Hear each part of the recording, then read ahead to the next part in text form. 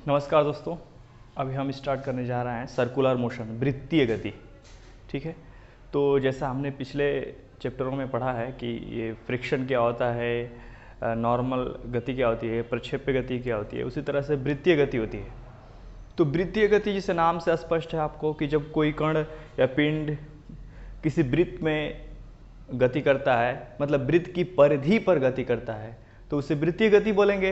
अब वृत्तीय गति भी कई प्रकार की हो सकती है। ठीक है, यूनिफॉर्म सर्कुलर मोशन हो सकती है, जब कोई कण वृत्त की परिधि पर चल रहा है तो उसकी जो चाल है ना एक समान हो, तो उसे यूनिफॉर्म सर्कुलर मोशन बोलेंगे, एक समान वृत्तीय गति बोलेंगे। तो उसके क्या एक तरह से उसके फायदे नुकसान हैं, मतलब कि कैलकुलेशन में किस तरह से क्या होगा अभी डिस्कस करते हैं। तो इसमें हम ये फॉलोइंग हम कवर करेंगे: radial vector, uniform circular motion, angular displacement, उसके बाद एंगुलर वेलोसिटी और लीनियर वेलोसिटी। इस पर हम डिस्कस करेंगे, तो एक एक करके समझते हैं।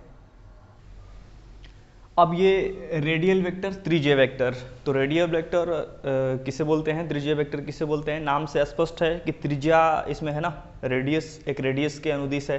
तो इसमें कोई अगर चर बिंदु है ना, तो चर बिंदु का मतलब क्या है, परिवर्तित है, उसका स्थान परिवर्तित हो रहा है। ठीक है, वैल्यू उसका चेंज हो रहा है। तो जो चर बिंदु है, चर बिंदु की मूल बिंदु से जो विस्थापन का वेक्टर होगा उसे हम क्या बोलेंगे, त्रिज्यीय वेक्टर बोलेंगे। Very good. अब त्रिज्यीय वेक्टर जैसे मान लीजिए, स्पेशली अगर वृत्त में ज़्यादातर ये टर्म यूज किया जाता है, और भी जगह यूज कर सकते हैं। तो जैसे वृत्त है कोई, और ये वृत्त का सेंटर है, और इसमें कोई ये पॉइंट P है, तो ये वृत्त की परिधि पर क्या हो रहा है, गति कर रहा है। अब गति ये एक समान चाल से भी कर सकता है, मतलब चक्कर लगाने में, और ये परिवर्तित चाल से भी कर सकता है। तो किसी भी सिचुएशन में इसके मूल बिंदु से उसका जो विस्थापन होगा ना, इसका इस पॉइंट पे मान लीजिए विस्थापन होगा, तो इसको हम त्रिज्यीय वेक्टर बोलेंगे। अब आप वेक्टर जानते हैं कि उसमें दोनों चीज़ चाहिए, परिमाण चाहिए और दिशा भी चाहिए। तो ये यहाँ पे इसका जो लेंथ है उससे पता चल रहा है कि कितना ये इसका परिमाण है और इसकी दिशा किधर है। अगर मान लीजिए पॉइंट चलते चलते यहाँ पे आ गया, तो इसका इस साइड में ये हो जाएगा वेक्टर, तो दिशा इधर हो जाएगी, तो दिशा इसका बदल रहा है। इसका मतलब वृत्तीय पथ पर अगर कोई कण गति कर रहा है तो उसकी दिशा क्या होती है, लगातार बदलती रहती है, मतलब त्रिज्यीय वेक्टर उसका चेंज होता रहता है। हालांकि वृत्तीय पथ पे उसका जो वैल्यू है, न्यूमेरिकल वैल्यू, वो चेंज नहीं होता है। तो हमने ये समझ गया कि रेडियल वेक्टर क्या है। दूसरा यूनिफॉर्म सर्कुलर मोशन के बारे में डिस्कस करते हैं। तो अगला है यूनिफॉर्म सर्कुलर मोशन, जो हम इसमें से दूसरा नंबर पहला जान गए, दूसरे के बारे में समझते हैं।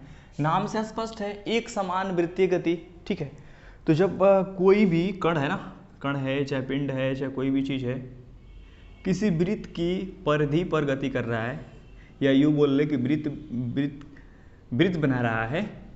ठीक है, तो जो वृत्त बना रहा है तो ये ऐसे जाएगा, तो हम तो जानते हैं कि यहाँ पे उसकी वेग की दिशा किधर होगी, इस पर स्पर्श रेखीय दिशा में होगी। ये तो पता है ना कि इस पॉइंट पे वेग की दिशा किधर होगी, इस पे स्पर्श रेखा खींचेंगे और जो दिशा बनेगी वो वेग की दिशा होगी। अब ऐसे चक्कर लगाते हुए मान लीजिए यहाँ पे आ गया, तो इसकी यहाँ पे वेग की दिशा क्या होगी, इधर होगी। मतलब वेग की दिशा निरंतर बदलती रहती है, यानी उसका वेग क्या हो रहा है, निरंतर बदल रहा है, तो वेग परिवर्तित हो रहा है। लेकिन चाल है ना, मतलब अगर एक समान चाल से हो रहा है, क्योंकि चाल में दिशा की जरूरत नहीं पड़ती है, तो जो चाल इसका क्या है, चाल एक समान होगा, तो हम इसे बोलेंगे कि वो एक समान वृत्तीय गति कर रहा है, कुछ इसमें चक्कर नहीं है।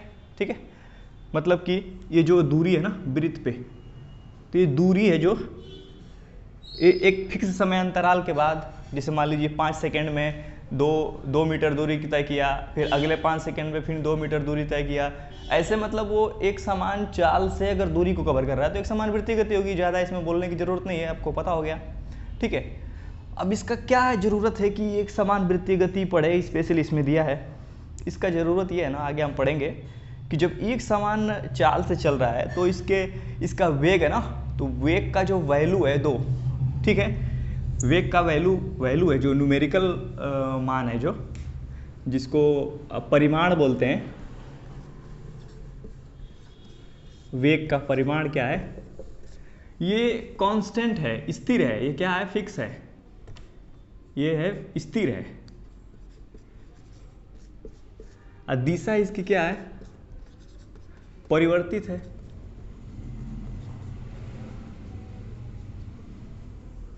दिशा परिवर्तित है ना, क्योंकि एक समान चाल से चल रहा है तो जो उसका वैल्यू फिक्स हो गया, दिशा बदलती रहती है निरंतर रहा है तो वेग परिवर्तन हो रहा है, तो वेग परिवर्तन के दौर को त्वरण कहते हैं। इसका मतलब एक त्वरण काम करेगा, ठीक है। तो त्वरण कहीं भी होता है तो उसकी एक दिशा होती है भाई, क्योंकि त्वरण सदिश राशि है तो किस दिशा में काम करेगा, ठीक। तो यहाँ से हमें आइडिया लग गया कि अब एक समान चाल से भी अगर कोई कण किसी वृत्त की परिधि पे गति कर रहा है तो भी उसका वेग निरंतर क्या हो रहा है, बदल रहा है। वाई आर, जब वेग बदलेगा तो वेग परिवर्तन हो गया, तो इसका मतलब वहाँ त्वरण कहीं ना कहीं होगा, जो आगे हम पढ़ेंगे अभिकेंद्र त्वरण। तो एक क्रमबद्ध तरीके से चलते हैं, ठीक। तो अगला चीज हम पढ़ते हैं कि एंगुलर डिस्प्लेसमेंट क्या होता है, तो इसको समझते हैं, है ना, ऐसे समझते हैं। इसमें ये मान लीजिए एक वृत्त है, ठीक। इस पे कोई मान लीजिए कि ये इसकी प्रारंभिक स्थिति है। तो जब कोई कण किसी वृत्त की परिधि पर, ठीक, किसी वृत्त की परिधि पर अपने, ठीक है, अपने रेडियल वेक्टर मतलब त्रिज्यीय वेक्टर की प्रारंभिक स्थिति के सापेक्ष जितने कोण पर घूमता है ना, उसे क्या बोलते हैं, उसे कोणीय विस्थापन बोलते हैं। ये तो डेफिनेशन के फॉर्म में हो गया, आपको लगेगा अरे ये कैसे बोल रहा है। इसमें देखते हैं, ठीक है। तो मान लीजिए कि ये यहाँ पे एक बिंदु है O, ठीक है, और ये इसका चक्कर लगा रहा है, ठीक है, ऐसे इसका चक्कर लगा रहा है। और किसी समय मान लीजिए कि यहाँ पे t टाइम पे, t1 टाइम पे, ठीक है, t1 टाइम पे यहाँ पे आ गया, ठीक है, t1 टाइम पे ये आ गया, यहाँ पे मान लीजिए कि ये p पॉइंट पे आ गया t1 टाइम पे, ठीक है। पहले इसका कोण क्या था, पहले इसका कोण था कि ठीक है यार ये थीटा बना लिया, ठीक। तो ऐसे चक्कर लगा रहा है और t1 टाइम पर यहाँ पे आ गया, तो इसका कोणीय विस्थापन कितना हो गया, थीटा हो गया। कोणीय विस्थापन क्या हुआ, थीटा हुआ, क्योंकि आप देखेंगे कि इसकी प्रारंभिक स्थिति क्या थी, यहाँ थी, मान ले रहे हैं हम कि यहाँ प्रारंभिक थी, यहाँ से स्टार्ट करना चालू किया, तो प्रारंभिक स्थिति के सापेक्ष t1 टाइम में कुछ समय में, ये समय है, अपनी प्रारंभिक स्थिति के सापेक्ष कितना कोण पे घूम गया, थीटा कोण पे घूम गया, ठीक है। अगर मान लेते कि t2 टाइम पे यहाँ आ गया भाई, t2 टाइम पे क्या आ गया, यहाँ आ गया, ठीक है, t2 टाइम पे यहाँ आ गया, तो फिर इसका कोणीय विस्थापन क्या हो जाएगा, यहाँ आ गया ना, तो प्रारंभिक स्थिति ये है, तो इसके सापेक्ष क्या हो गया, मान लीजिए कि θ1 कोण पे घूम गया, यहाँ आ गया। तो कुल मिला के कोणीय विस्थापन क्या है, एक विस्थापन की तरह है लेकिन कोण में रहेगा, ठीक। तो प्रारंभिक स्थिति के सापेक्ष जो हो गया वो हमारा कोणीय विस्थापन हो गया, ठीक है। ये सब छोटे छोटी चीज़ें हैं, बस आप थोड़ा समझते रहिए, जब हम बड़ा ये जो डेरिवेशन करेंगे उसमें अच्छी तरह समझेंगे, और पूरा मस्त है, मस्त चैप्टर है।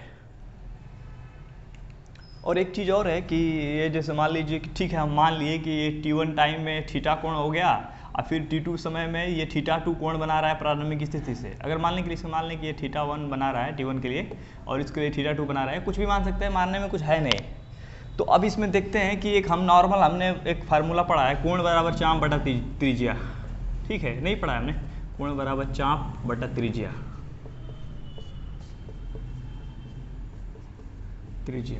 तो अगर मान लीजिए कि ये है यहाँ पे, और ये यहाँ से मान लीजिए यहाँ जाने में, इस पॉइंट पे आने में ये कितना ले लिया टाइम, t टाइम ले लिया, ठीक। और ये कितना दूरी परिधि पर तय किया, मान लेते हैं डेल्टा s तय किया, ठीक है। ऐसे चक्कर लगा रहा है, और ऐसे चक्कर लगाने में t टाइम में, t कुछ भी मान सकते हैं, टाइम की बात नहीं है, डेल्टा s दूरी इस पे तय किया, तो इसकी प्रारंभिक स्थिति तो ये थी ना, ये प्रारंभिक स्थिति थी, तो इसके सापेक्ष ये कितना कोण पे घूम गया, ये मान लेते हैं कि इसने डेल्टा थीटा कोण पे घूम गया, ठीक है। कुछ भी आप मानेंगे तो समझ जाएंगे, तो डेल्टा थीटा कोण पे घूम गया। तो कोण बराबर क्या होता है, चाप बटा त्रिज्या, तो कोण क्या है, डेल्टा थीटा बराबर चाप क्या है, डेल्टा s, अब बटा त्रिज्या इसकी क्या है, मान लेते हैं कि इस त्रिज्या क्या है, r है।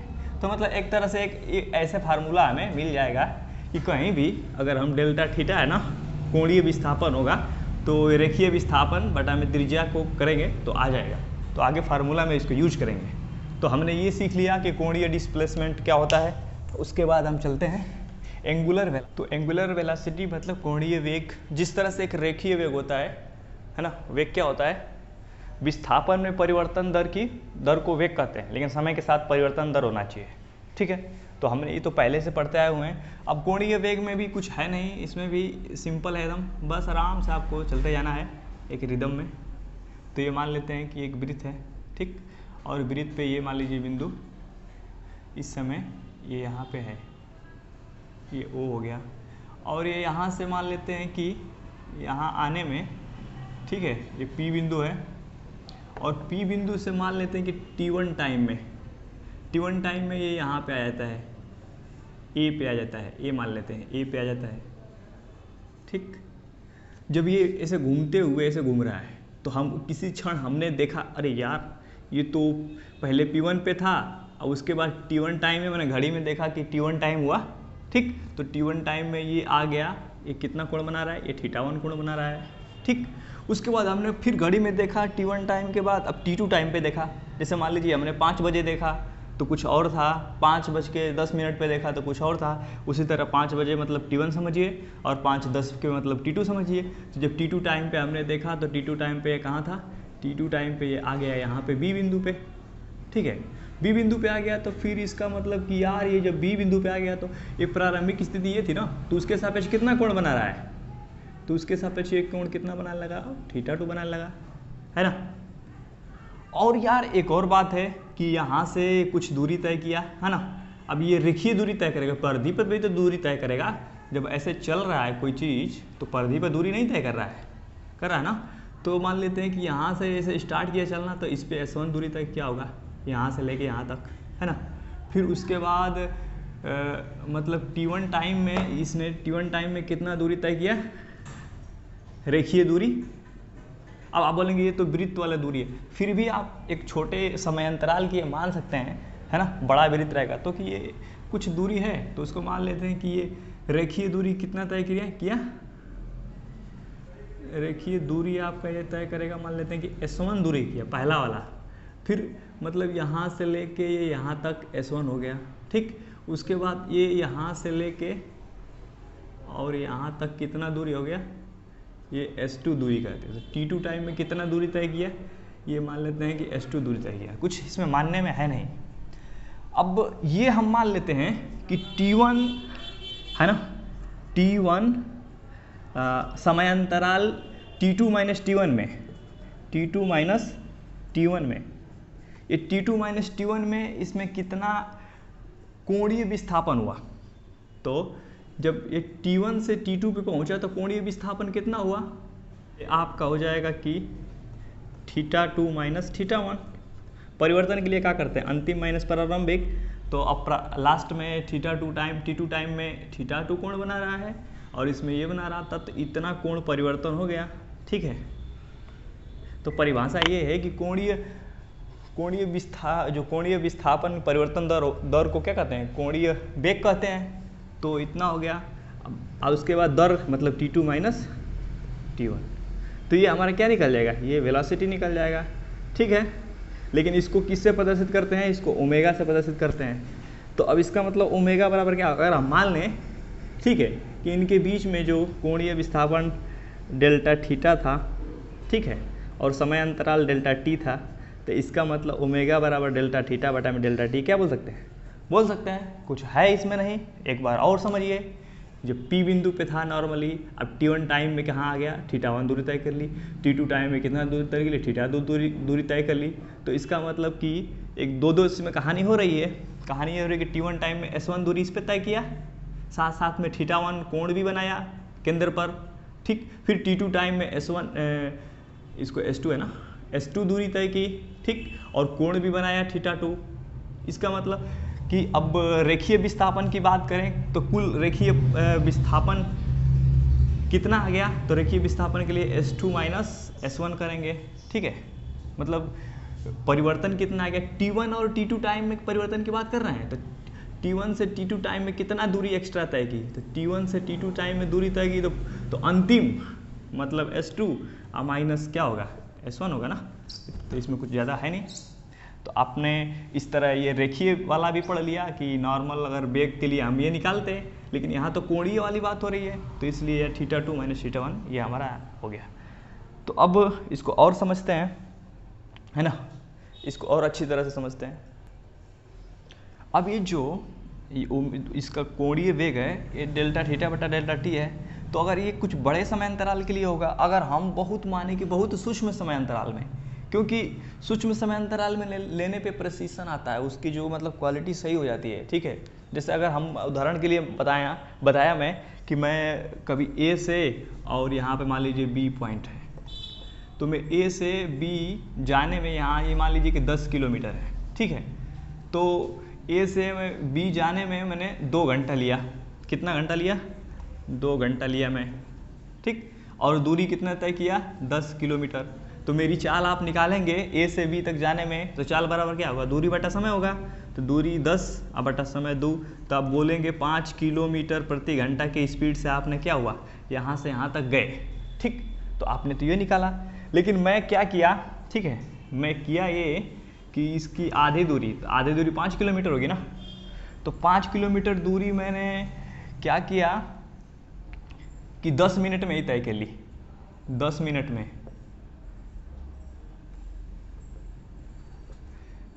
5 किलोमीटर दूरी 10 मिनट में तय की, और ये बाकी जो दूरी है 1 घंटा, ठीक है, 1 घंटा 50 मिनट में ये बाकी दूरी तय की। तो मतलब मैंने 2 घंटा में ही पूरी दूरी तय की। जब मैंने आधी दूरी 10 मिनट में तय की, तो इसका मतलब मेरा स्पीड क्या हो रहा होगा, मेरी चाल बहुत ज़्यादा तेज होगी ना शुरू में। तो मतलब मैं शुरू में ज़्यादा चाल से तय किया, फिर बाद में कम चाल से तय किया। तो एक्चुअल में अगर देखा जाए, एक्चुअल में कि मैंने मेरी रियल में चाल क्या थी, तो यहाँ पर रियल में मेरी चाल थी 10 मिनट 10 किलो क्या बोलते हैं इसको, 10 मिनट में तय की ना।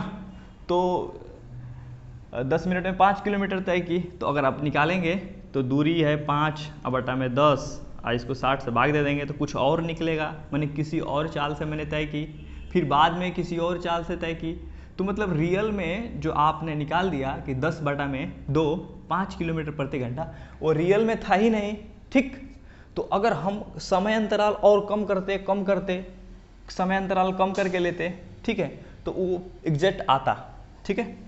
तो इतना दूरी में एक बड़ा समय अंतराल लेने में जो औसत निकलता है कि ए से बी तक औसत निकला, तो फिर हमें नॉर्मल लेने के लिए हमें कम से कम वो करना पड़ेगा, कम से कम समय अंतराल लेना पड़ेगा। 1 घंटा का समय अंतराल मान के तो हमने निकाला, 2 घंटा का समय अंतराल में तो हमने निकाला ये, ऐसे उदाहरण के लिए समझाऊं तो कुल मिलाकर बात हमारे कहने का मतलब ये है कि छोटे समय अंतराल के लिए आप अगर निकालते हैं उसका वेलोसिटी, चाहे कोई भी चीज़, ठीक है, वेलोसिटी चाहे त्वरण चाहे कुछ भी, तो वो सही क्वालिटी आता है, और वो मतलब उस टाइम में वो रियलिटी को प्रेजेंट करेगा कि हाँ इतना ही से उसका चाल था।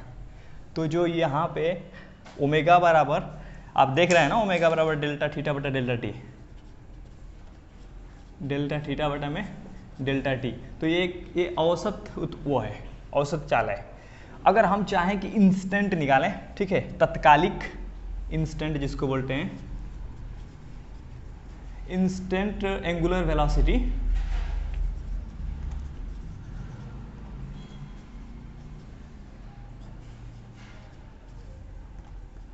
ठीक है, तत्कालिक कोणीय वेग अगर हम निकालें ओमेगा, तो हमें क्या लेना पड़ेगा कि कोण बहुत छोटा से छोटा लेना पड़ेगा।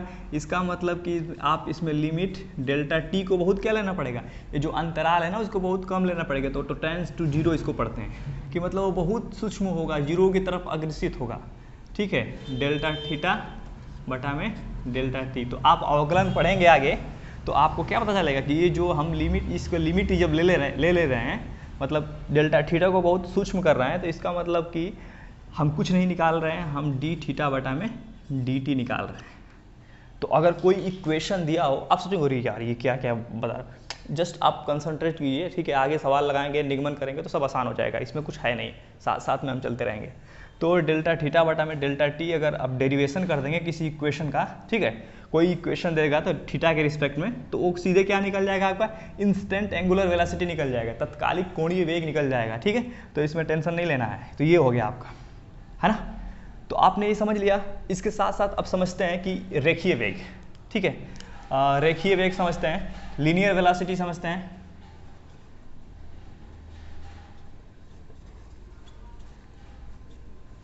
ठीक है, अब जैसे मान लीजिए कि तो जब यहाँ से इस परिधि पे चल रहा है तो ये तो थीटा कोण बना रहा है, लेकिन लीनियर वेलोसिटी तक अगर बहुत सूक्ष्म समय अंतराल को मान लें तो जो वृत्त रहेगा ना आपको ऐसे सीधा दिखेगा। अभी ये बहुत बड़ा वृत्त हो जाएगा, है ना, बोर्ड से बहुत दूर तक जाएगा तो ये सीधा प्रतीत होगा। तो कुल कहने का मतलब ये हुआ कि अब बहुत सूक्ष्म चीज़ को देखें तो आपको सीधा एक मिलेगा कि हाँ यार ये सीधी लाइन है। तो अब लीनियर वेलोसिटी क्या है कि रेखीय वेग। हमने देखा कि t1 टाइम में कितना दूरी तय किया है, s1 दूरी तय किया है, t2 टाइम में s2 दूरी तय किया है। तो दूरी में परिवर्तन है तो विस्थापन ही तो है एक तरह का, है ना, मतलब एक रेखा में परिवर्तन ही तो है, परिधि पर चल रहा है जो दूरी उसमें परिवर्तन तो है। तो वेग परिवर्तन की दर को विस्थापन परिवर्तन की दर को वेग बोलते हैं ना। तो इसमें परिवर्तन कितना आ गया, तो ये हो जाएगा s2 माइनस s1 बटा में t2 माइनस t1। तो ये आपका नॉर्मल वाला वेलोसिटी निकलेगा, लेकिन ख्याल करिए एवरेज वाला निकलेगा। ठीक है, तो एक बार मैं इसको मिटा देता हूँ, आप समझ ही गए ये वाला। तो अब हम मान लेते हैं कि यार ये जो T1 से T2 टाइम में, जब T1 से T2 टाइम हमने समय अंतराल देखा, ठीक है भाई, T1 में S1 तय की, T2 में S2 तय की, लेकिन जब T1 से T2 समय अंतराल में देखा, समय अंतराल मतलब T2 माइनस T1, समय अंतराल में ये मान लेते हैं कि डेल्टा S दूरी तय की। ठीक है, तो कितना समय अंतराल था, अब T2 minus T1 delta T था, तो उसका मतलब उसमें औसत वेग क्या होगा, ये होगा ना, ये तो आप पहले भी पढ़ चुके हैं। तो इसका मतलब इसको अगर ये एक लंबे समय अंतराल में है, जैसे मैंने उदाहरण आपको दिया था कि बहुत लंबा समय अंतराल होता है तो उसमें कोई जाने वाला अगर चालक होता है तो पहले तेजी से जाएगा, स्लो जाएगा, तेजी से जाएगा, तो औसत निकालेंगे तो उसमें एग्जैक्ट आपको कहीं नहीं मिलेगा। तो बहुत कम समय अंतराल में लेने में आपका जो प्रेसिशन है ना, एक्यूरेसी बढ़िया आएगी, माने आप बहुत ही सटीक आप उसका अनुमान लगा सकते हैं।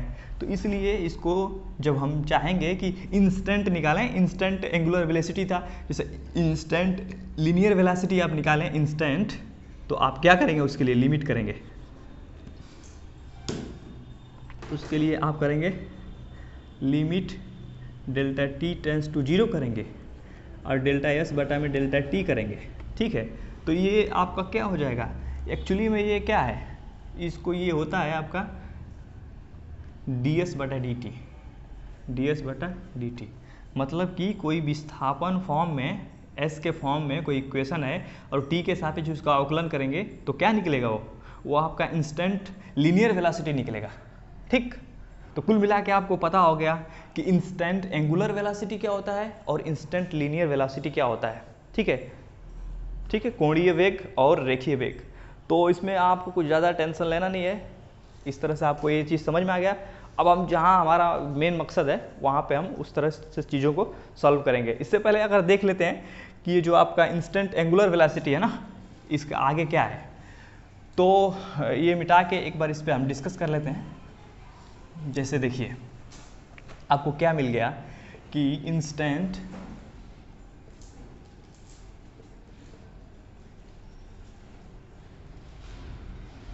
एंगुलर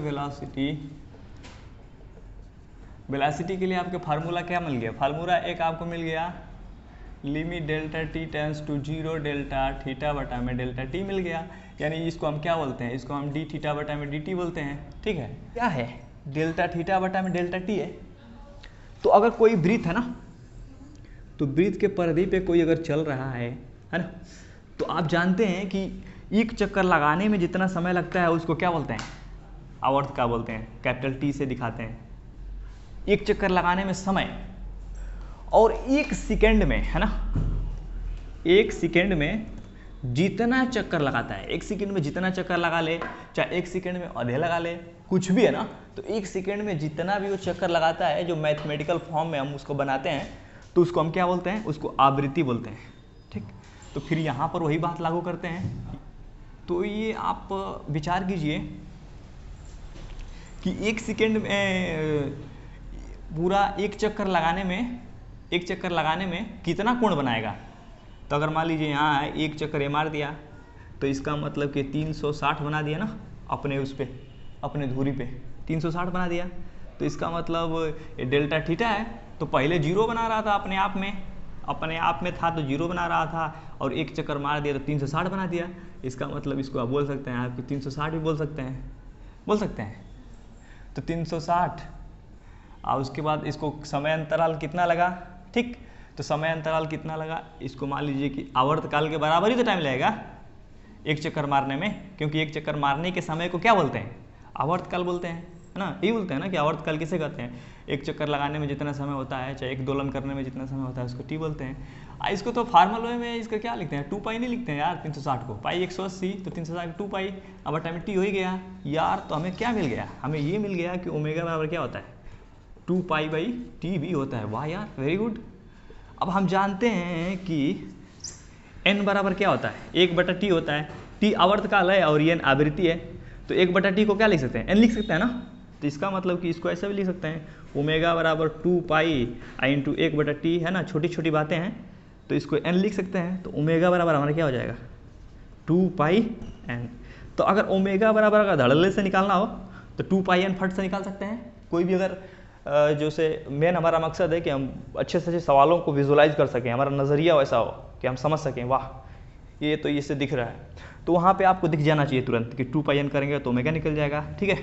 उसके बाद 2 पाई t करेंगे ना, यहाँ पे 2 पाई बाई टी भी करेंगे तो निकल जाएगा, ठीक। तो आपको पता है कि आवृत्ति क्या होती है ना, फ्रीक्वेंसी क्या होती है और आवर्तकाल क्या होता है, तो इस तरह से आप ओमेगा निकाल सकते हैं, ये कोई बड़ी बात नहीं है।